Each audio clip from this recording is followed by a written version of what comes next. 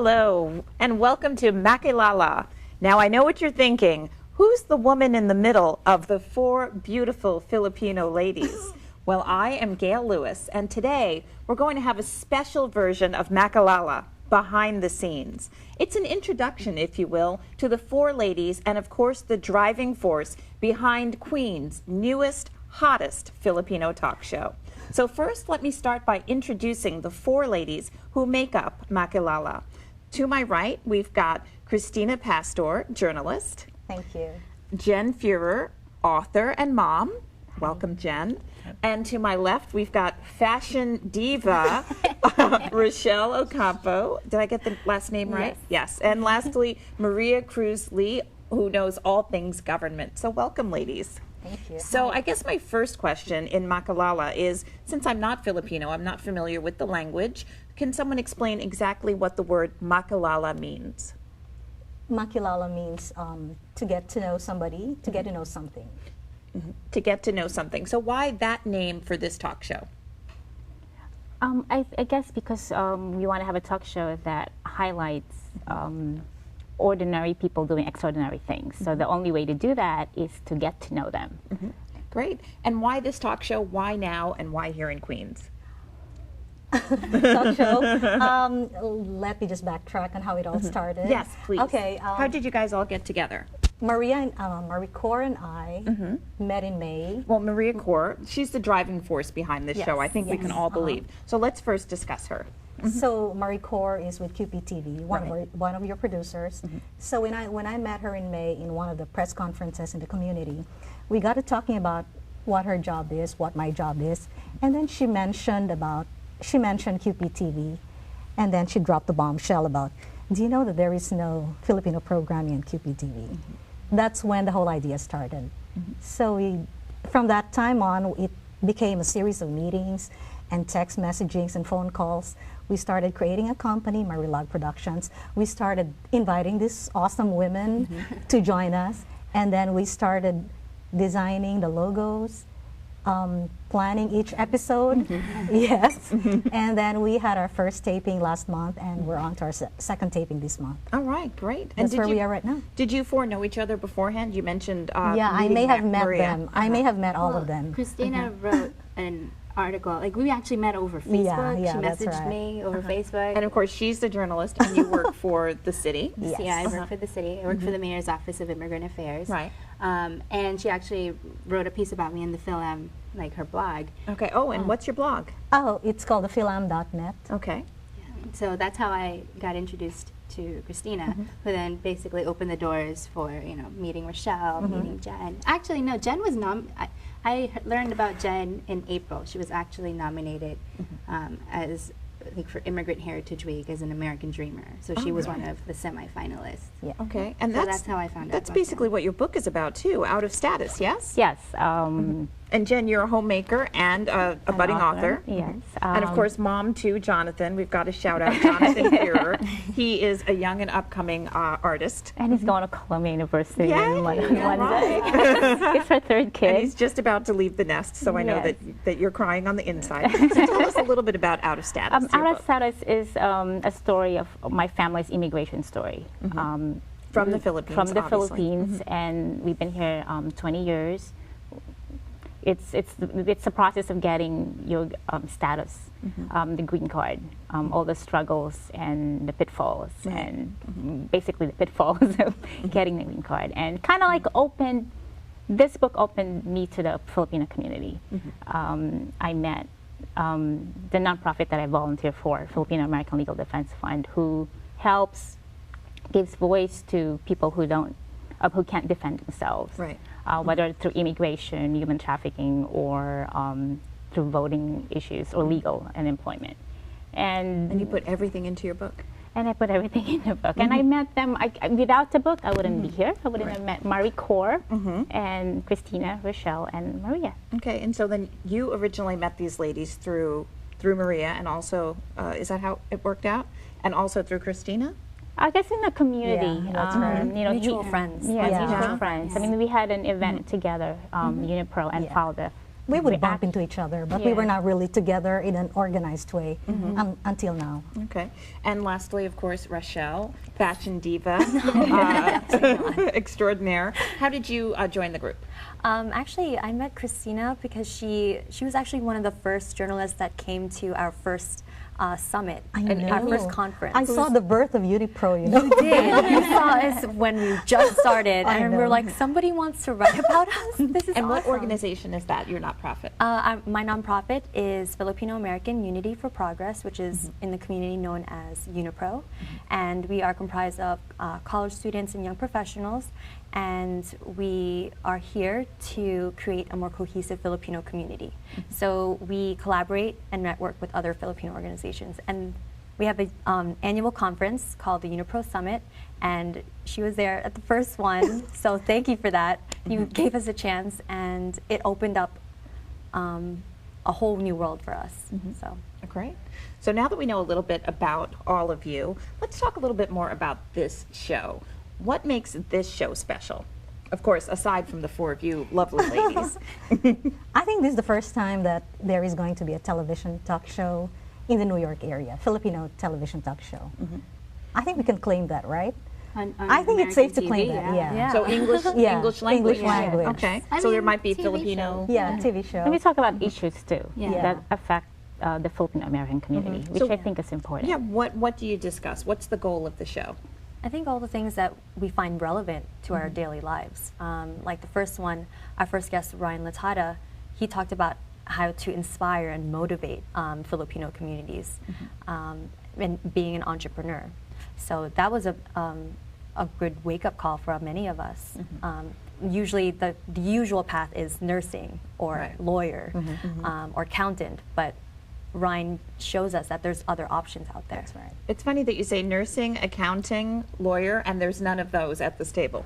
Yeah. Oh, really? Isn't that funny? Yeah, that's That's the stereotype. Yeah, You- I could say that you guys are not your Non-traditional. stereotypical Yeah, traditional definitely not Filipino traditional. women in that sense. Sorry, Mom. The you're already- closest, you're already would breaking be the mold. Rochelle because she's a health Yeah, educator. I'm a health yeah. educator. Okay. It's the closest thing, but So you're already breaking the mold, right? And blazing new trails, the four of you, Really? in your Thank you. in your So we're trailblazers. careers. Yeah. Even before the camera started rolling, you guys, the ladies of Makilala, are trailblazers. So let's bring some of that trailblazing right here to QPTV. Where do you see this show going? I think it's different for all of us. I mean, for me, I want, actually my hope is to get this more on a frequent level instead of once a month. Maybe we could do twice a month or maybe once a week. Yeah. But it's a huge time commitment. Like I have like 5 other lives next to being a lady of Makilala, which is an honor. So it's definitely, I don't know, we'll see. My idea is for the show to bring out Filipinos and get them to talk about their ideas, their opinions. Filipinos have always been known as entertainers, sports athletes, singers, Broadway performers. There's nothing wrong with that. It's just that we wanted to present a different segment of the community, the people who talk about their ideas and their opinions. The people behind the people, I guess. Yes. The real stories in the Filipino-American community. Where do you guys all live? I live in Jersey. New Jersey. Okay. Long Island. All right. I live in Flushing. Oh, right here. Okay, right here in Queens. Because we do broadcast from QPTV right here in Queens. That's right. And so, do you think this will go global? So not just Queens, not just Long Island, not just New Jersey, but do you think this is something that can really go global as well? I think it has to. I mean, there's so many Filipinos everywhere. I mean, in Qatar, in Singapore, in Japan. I mean, Philippines, of course, and and they have to get the message. They have to get like the issues that we talk about. I think the 4 of us bring that nuance of we live here, so our target right now is the metropolitan area like New York, New Jersey, Connecticut, right? Because it'll be online and of course broadcast by QPTV, so primarily in Queens. But we're everywhere and it kind of has to go global. So us highlighting issues and topics, right, that affect our community kind of just gives a different view about how people can be responsible for where they are but still contribute to the community or be part of something.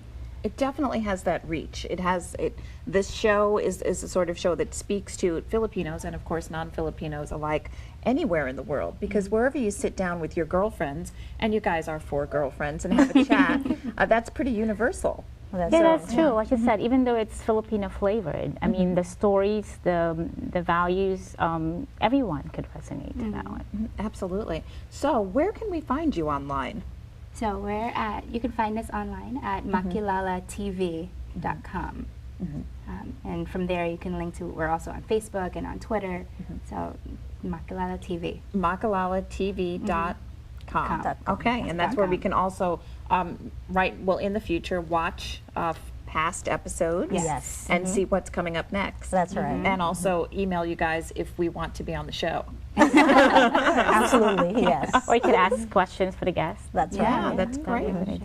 We like that. So I know that you guys, we've discussed what you do. So you're a journalist, you're a mom and an author, you work for a nonprofit, you work for the mayor's office. But outside of what you do? What are your interests? I know that you're a baker. So on the side, I also do wedding cakes. So I own a cake business called Katamisan Cakes, focusing on wedding and special events, and it's just a nice little balance from the office life to on weekends. I have 2 wedding cakes coming up in the next couple of weeks. So I mean, just a little creative side that kind of evens out the computer and super office.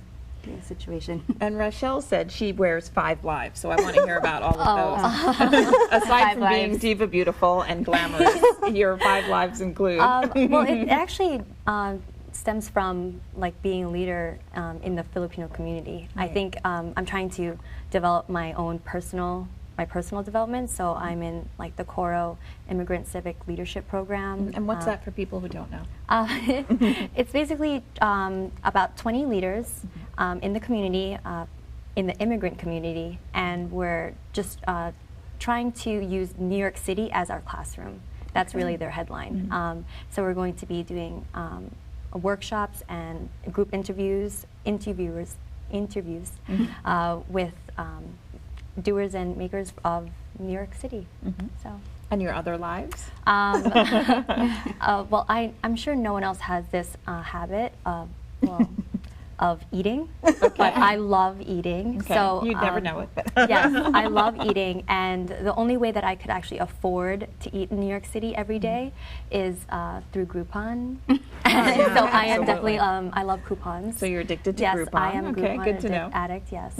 And I love wine. Okay. So wine tasting is definitely a... You guys can be like Kathy Lee and Hoda. Have a glass of wine or some wine in your mugs. Yeah. Yes, no one really knows what's in here. Exactly. It's a clear liquid. But that's just some of the things. Outside but things. Yeah. And Jen, what about you? Well, aside from the book and this one, I have a website, gottalovemom.com. Gottalovemom.com. Is it GOTTA? LOVEMOM. Okay. And I volunteer for the nonprofit father organization. And aside from being a mother of 4 kids is such a more than full-time job. Yeah, absolutely.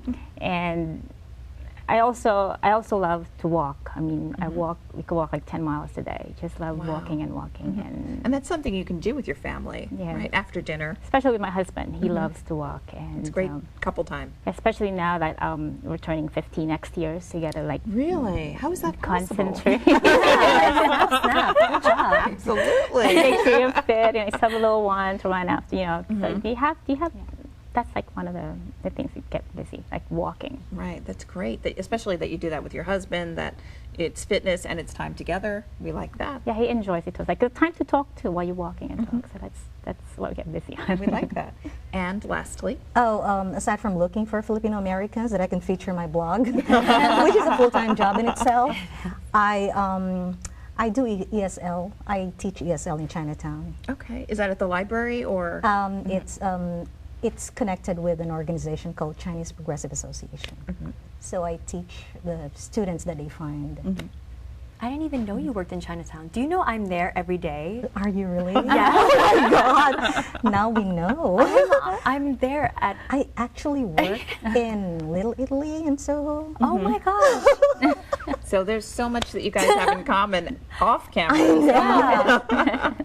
I noticed that in asking you guys what you do outside of your jobs and with your family, so you all have some element of the immigrant experience. You mentioned living in Levittown and growing up there, and your whole book about out of status. How do you think your immigrant experience, whether you're born here or born in the Philippines, being born here and growing up in a family of Filipino moms and dads is pretty akin to being born in the Philippines and coming here at a very young age. So what do you think about your immigrant experiences that you're going to bring to Makilala? I think we're connectors. Because we know, like, I was born in the Philippines. I came here when I was 7. I grew up in South Ozone Park, like all over Queens, right? And then I guess this show gives us a platform to like express, like, oh, we've been there, we've gone through the experience, but it doesn't have to be that daunting, because I guess by nature, like, correct me if I'm wrong, ladies, like, it's just kind of like Filipinos are, they're family oriented. They're in their own little bubble, and people actually don't realize that there's people doing amazing things all over. So this, the importance of this program, I think, is kind of like, you highlight all these people that are doing all this great stuff, and there's ways for people to get involved. Right, absolutely. So. Other immigrant things that you're going to bring to the show?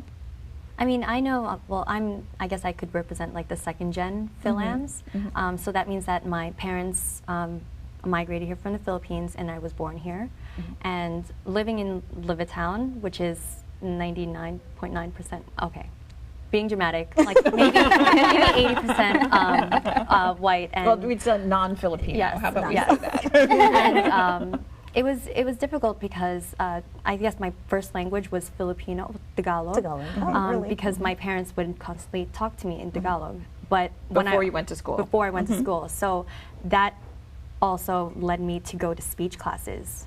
So I actually had to go to speech until I was like 5th grade. Really? Yeah, so that was a different change. And now I can't even speak Tagalog. Now I only understand it. And it's one of the biggest regrets. So now hopefully I will try to learn Tagalog at my age now. That's my regret too. My 4 kids. I'm married to an American from Brooklyn, Jewish family, and it's kind of hard to raise your children teaching them Tagalog when the other half.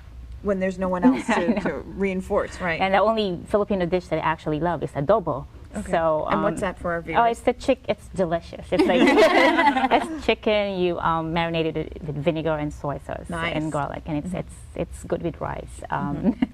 And when my parents were still here, I mean, they got sent back to the Philippines after this is part of the book. After going through lawyers, 20 years, which is really a sad story.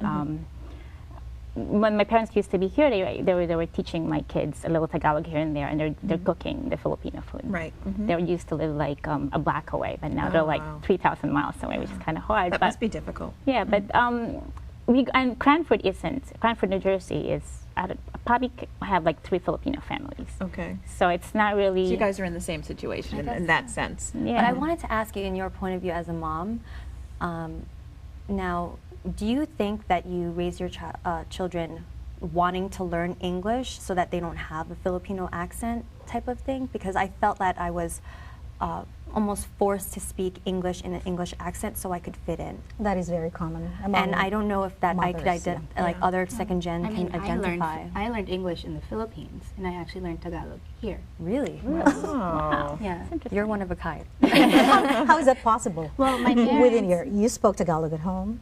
No, so my parents actually came here to the U.S. like years before I came over. So they were trying to like establish roots here. So I was actually raised by my aunt and uncle in the Philippines. Wow. And then like just growing up, I go to Catholic school and all that stuff, and it's just kind of you learn English in the school. Right. And then I mean, yes, they had Tagalog classes, but even at home they would speak to me in English. Maybe Yeah. because they were preparing you for a life outside Because of the they knew that, outside I of guess Manila, they were okay. coming. And then when I got to the U.S., like my parents were like, you have to know Tagalog. So they were like that's trying nice, yeah. to. So I speak Tagalog. I just don't practice it enough. Right. But I mean, if I had more people to like speak Tagalog with, I mean, government, like I'm like a handful of, Filipinos in City Hall. Right. Right. And then like just in government in general, I haven't really encountered many that, are born in the Philippines and, I think have gone through this unlike other experience. nationalities, if you go back to your home country, we won't have a problem because everyone in the Philippines speak English. Yeah, Right, it's like yeah. a national language. Right, there. so maybe that's my excuse. I mean, you got to learn English when you go to the Philippines anyway. They're going to understand you. Yeah, there you go. So, Anything else about your immigrant experience that you bring to this show? One of the questions that we ask our guests is, how is your journey from the Philippines to here? Right. So we wanted to bring out that story, that narrative, so that our viewers can find out that, oh, I share the same experience as this person. I left during martial law. So I was a TNT at that point. So we what does wanted to bring TNT? TNT is somebody who's undocumented. Okay. Okay. And it stands for It stands for Tago Tago ng ng Tago. Tago. Yeah. Tago, Ng Tago. Tago. Somebody They're always who's always hiding. Hiding and hiding. Wow. Hiding and Hiding and hiding. Yeah. Oh. That's a, So we wanted to bring out those little stories, Right. so that the On the viewers show, can definitely. relate, and that despite what they went through, they were able to go beyond that and succeed in this country. Wow, this is amazing what you guys bring to the table for this show. And I'm also noticing that we've got mugs. We've got, That's Jen. Jen. So we're well on our way to. we have T-shirts, so you're going to find that in the under episode. Okay. So we're well on our way to becoming a mainstream show. Yes. We're hoping. We're on our way to going global. One mug. One mug at a time. Where do you guys see this show in 10 years? We hope. years. I'd like to see it go mainstream. Mainstream meaning. Mainstream meaning QPTV will not abandon us, and also with a lot more sponsorship, maybe. Okay. And so mainstream, is there a Filipino channel in the United States right now or several? It's actually called the Filipino Channel. Excuse my and then ignorance. there's also others. Yeah. GMA. GMA. I mean, Oh, forgive me, I don't watch.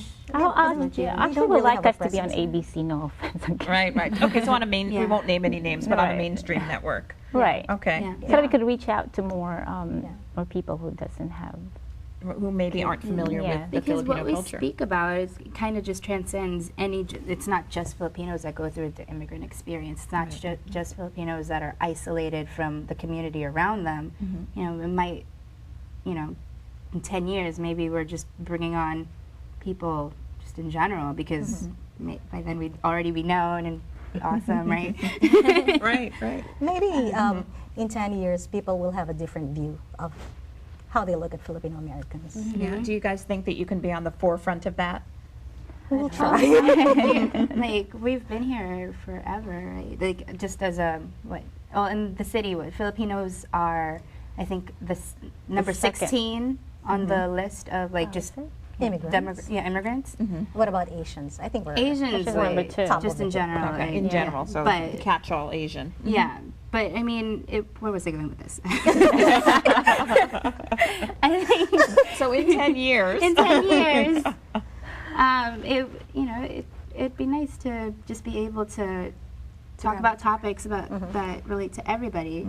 And then, Filipinos need to go mainstream, I think is what I was trying to Yeah. say. Like, I think it's about time. Like, we're in every industry, every sector, at every level, right? So, And you're here on set. and we're here on TV. That's right. So we're going to wrap up in just a few minutes, but let's just go through so that you can give everyone some contact information if they want to get in touch with you. Christina? Oh, you can Your blog, follow of my course. blog. It's called thefilam.net. THEFILAM.net. Okay. Jen? You can catch me at gottalovemom.com on Facebook or Twitter. Are you Jen Fuhrer on Facebook or? Jen Fuhrer on Facebook. Are you on Facebook? Yes, Uh-huh. it's Christina DC Pastor. Okay. And Diva Fabulous. That's gonna stay. Yeah, that's it now. Fashion Fabulous. We dropped the Diva. Fashion Fabulous. Fashion Fabulous Rochelle. You can find my organization at unipronow.org. You could actually follow us at Twitter at unipronow. Great. And you personally, can people email you? Yeah, you could do rochelle.ocampo@unipronow.org. Great. And lastly? You can find us by going to makilalatv.com, Yes. Right. Facebook, Twitter, and then I'm actually on Facebook and I am on Twitter too as M Cruz Lee. It's my handle. And it's M Cruz, and Cruz Lee is all one word. Yeah. Okay. So M Cruz, CRUZLEE, right? And I'm on Facebook as Maria Lee. No. Yeah, I think. Oh, that's my husband. Well, we'll look for you on Twitter. Yeah, How we're about on that? Twitter. We're on Twitter. Any final words about the show, ladies? I'm just honored that we're actually here. Yeah. Because I don't know if we mentioned it before, but we started talking like in May. In May, yeah. It's been It's a whirlwind. And 4 it went by months, so fast. And it's really Maria, that driving force. Yes. Oh, yeah. Absolutely. Definitely. It's been overwhelming for all of us. Yeah. Like, I don't know what I signed up for, but we're going to be doing, try to do our best and right. just kind of put our best foot forward. Well, thank you, ladies and gentlemen, for joining me, Gail Lewis, here with Makilala, the ladies behind Makilala. Thanks so much for joining us. We're going to see you here again really soon without me, with the 4 ladies. So I hope that you tune in and join Makilala as soon as you can. For the ladies of Makilala, and of course for Maria, the driving force behind the ladies, have a great evening and thanks for joining us. We'll see you real soon.